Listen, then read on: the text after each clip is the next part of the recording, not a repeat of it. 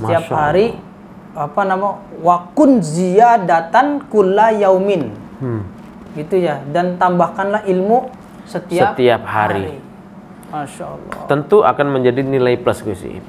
Iya. Bagi kira-kira setelah keluar dari pesantren, tetap kita kan santri nih. Iya. Apa yang dirasakan dari ilmu yang pernah Ustadz pelajari di sana dan pernah Ustadz ambil hikmah-hikmah dari tauladan-tauladan seorang kiai? Apa gitu? Yang dirasakan itu apa? Kenikmatannya, keberkahannya apa sampai sekarang ini?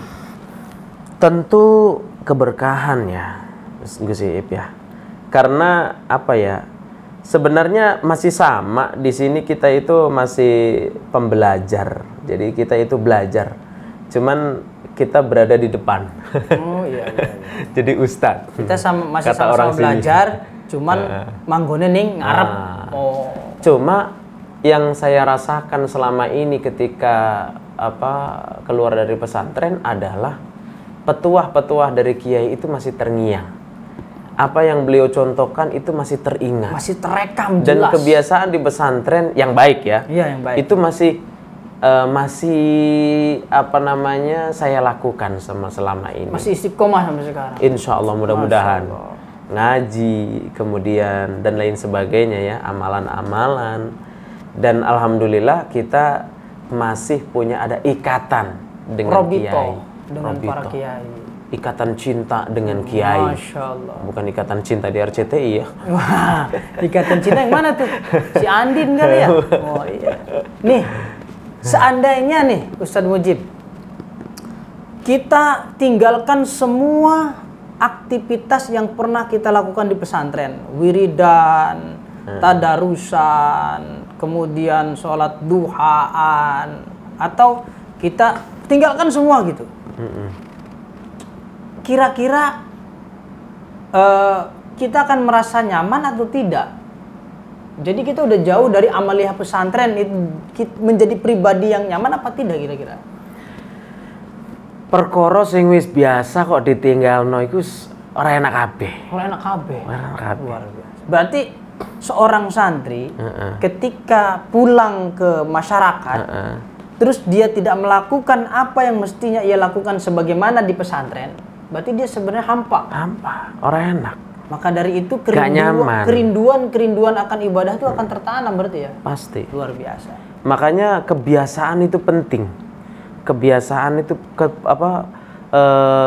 harus dilakukan oleh santri itu sendiri, dan itu akan melekat di dalam hatinya.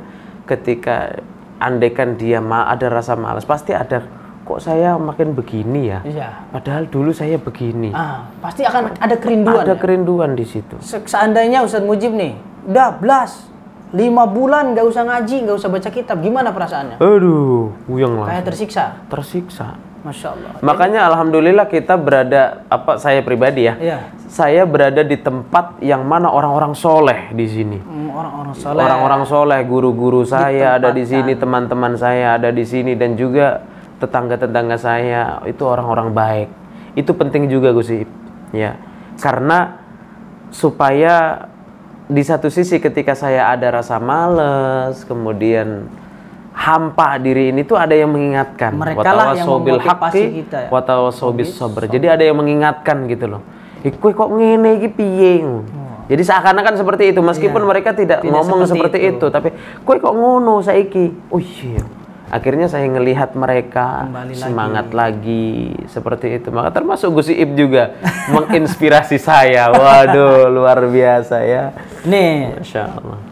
Memang kehidupan santri itu ketika terjun ke masyarakat, kemudian dia tidak melakukan sebagaimana halnya yang ia lakukan semasa menjadi santri, sebenarnya dia hampa gitu ya.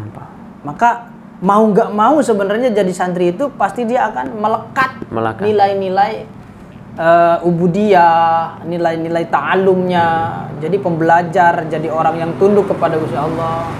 Itu luar biasa. Nah, ini kan saya banyak dengar juga dari masyarakat, dari teman-teman yang lain, Ustadz Mujib ini terkenal dengan suaranya. Waduh, Masya Allah. Jadi suara sampean ini bisa membuat orang bergetar, dan kalau tidak mendengar suaranya dalam jangka waktu yang lama bisa dirindukan.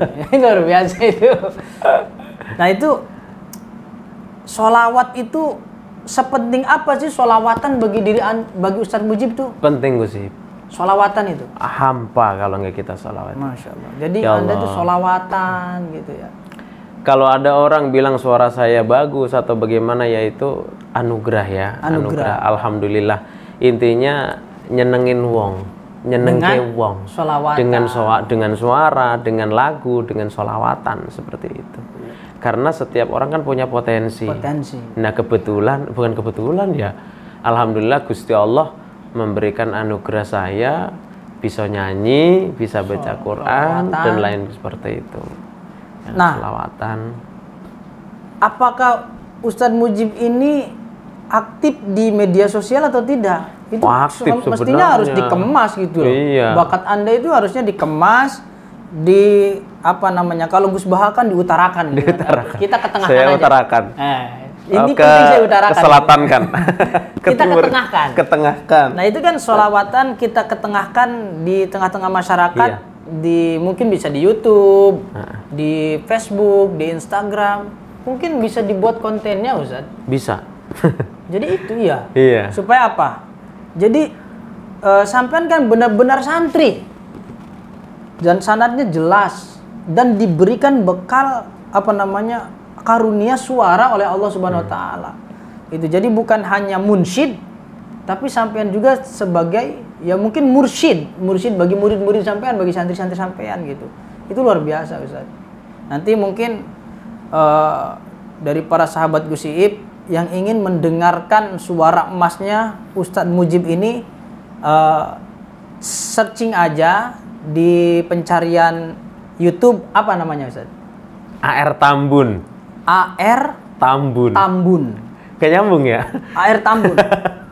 Ya, apa AR itu artinya Ahbabur ya? Rasul ya? AR itu Ahbabur Rasul, Para pecinta Rasulullah. Rasul. Makanya tadi kan Gus Iip bilang, sepenting apa sih sholawat itu? Iya. Penting. Gus Iip. Penting.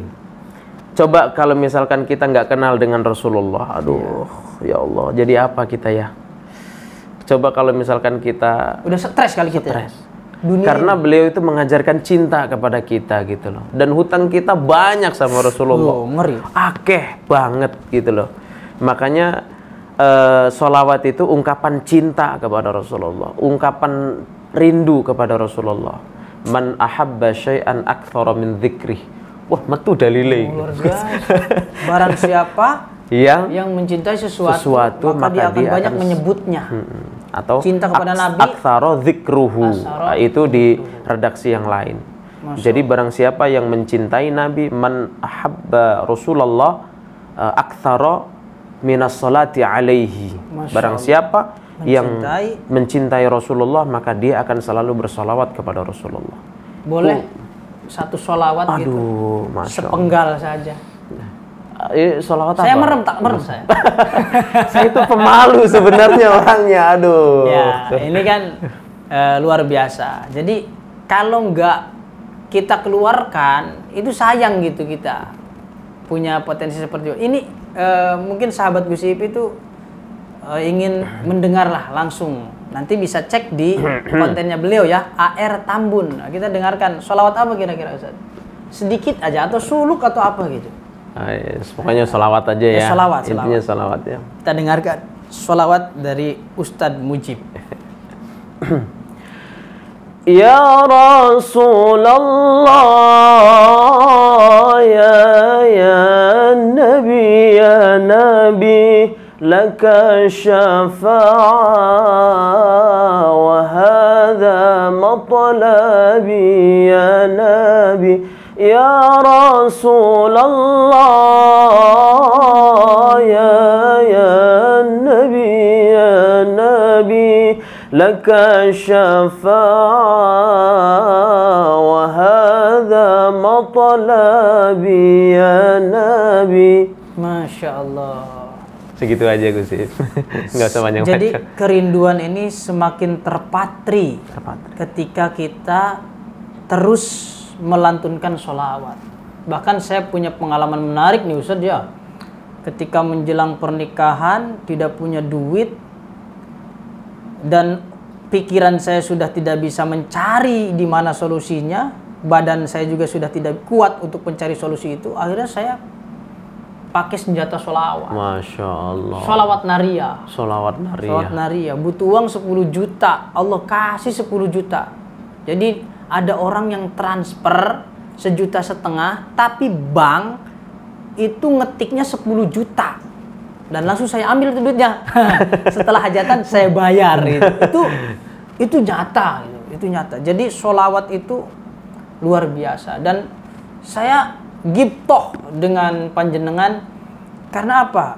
Yang setiap hari bisa melantunkan sholawat dengan indah gitu. Ya, tapi sahabat-sahabat Gus Iip, meskipun suara kita kurang memadai untuk melantunkan sholawat itu adalah ibadah yang tidak ada batasnya. Betul. Kita ngerti ataupun tidak maknanya, tetap diberikan pahala. Bahkan kalau boleh saya bilang, sholawat adalah ibadah yang paling mudah, Ustaz. Paling mudah malahan.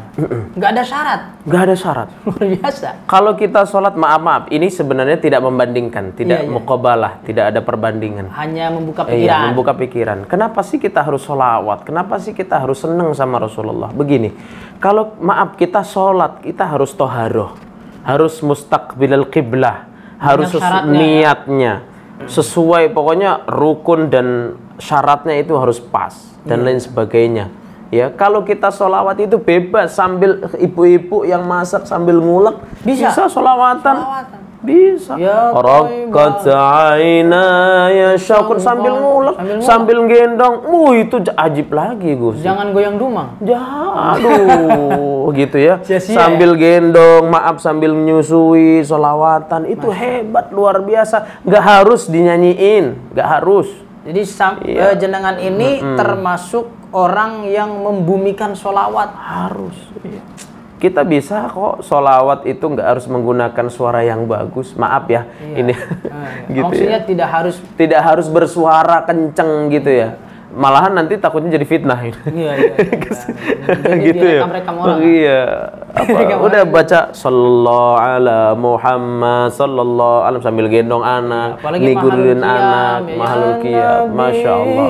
Salam alaika. Ya Allah. Coba dah ketika kita mahalul qiyam, rasakan. Hudurul qalbi.